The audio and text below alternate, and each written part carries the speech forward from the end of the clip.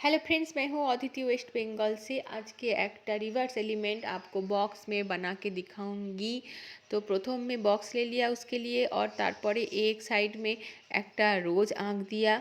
रोज के ऊपर में दुटो कमा कमा दो दिक में मुख करके दाঁড়াया हुआ है, और ऊपर में एक टेढ़ा बेঁका पाइप आँक दिया। पाइप के दो पास में पाता पाता पाता पाता काटते काटते ऊपर में चला गया। नीच में बड़ो पाता और যত ऊपरे जाएंगे तत छोटो पाता हो रहा है।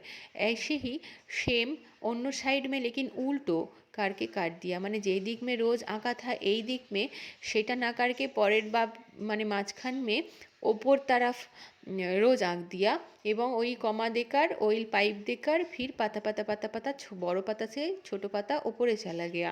এই বানাকে তারপরে প্রত্যেকটা बीच बीच गैप में गोल गोल गोल गोल सर्किल ड्रॉ किया।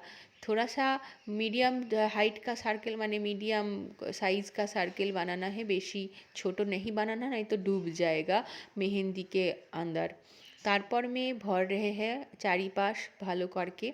এই भरार डिजाइन होने के बाद ये थोड़ा सा मैंने फूल फूल में और कॉमा में थोड़ा सा डिजाइन, और जो पाइप आँका था वही पाइप में भी थोड़ा डिजाइन दे दिया। बस आप लोगों को कैसा लगा प्लीज़ कमेंट में जानना। अच्छा लगा तो लाइक करना। Okay bye.